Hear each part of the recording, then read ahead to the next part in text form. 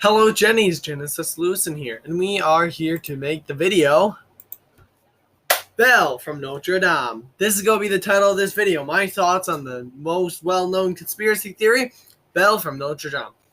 So the conspiracy goes like this. The character Belle from Disney's masterpiece, Beauty and the Beast, is actually in her village is actually part of Notre Dame. Now, I know what you're thinking. What? There's a few things. Now, there's a few differences why people want it. Notre Dame in the Hunchback movie is a huge fucking city. Whereas in Belle, all we see with Belle's is maybe a small little village.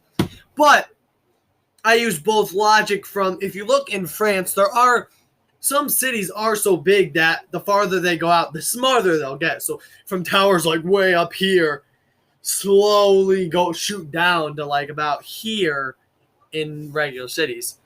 And I even look at New York City. There's skyscrapers all around the city, but the further you go out, the further the buildings go down, and you start getting to the suburbs of New York, and it's like exactly. So that's pretty reasonable. And there's evidence in the Hunchback movie. You can see Belle walking through there. Now, that could be post-Beauty and the Beast, pre-Beauty and the Beast. I'm thinking more pre, but it could be really anything.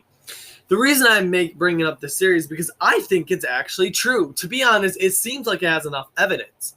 I mean, even with the evidence that in the time period when Belle takes place is very similar to the time period when Hunchback of Notre Dame would take place, with all its different issues. One of these things that mainly I pick up on is, notice how he's the beast of the land. The beast was the prince of the land.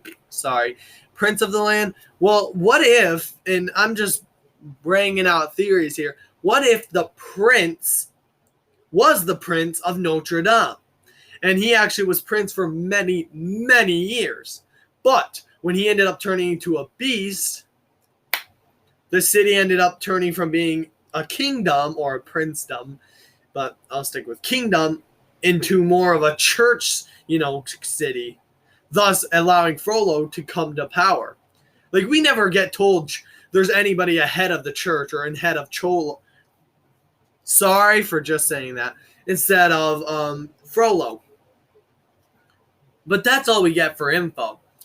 But then I start thinking, what about the gargoyles? In Hunchback of Notre Dame, there's 3 gargoyles that are obviously really there and not in Quasimodo's imagination. The idea that I'm trying to express in the idea of the theory, what if they were victims of the same witch who fucked over the prince, turning him into the beast? I mean, if she can turn a man into a beast and a bunch of servants into household items, wouldn't it be too hard for her to turn, say, 3 Bell clock tower workers, Bell Tower workers into, say, 3 living gargoyles? So I'm just going to end my thoughts on this theory is that it's 100% true, and who knows, maybe Disney will come out, and they never will now, but maybe Disney will come out with a 2D animation, maybe a sequel, fucking The Beauty and the Beast meets Notre Dame, Beauty and the Beast in Notre Dame or something, The Beauty in Notre Dame or something. It's possible. So peace out, Jennies, and good day.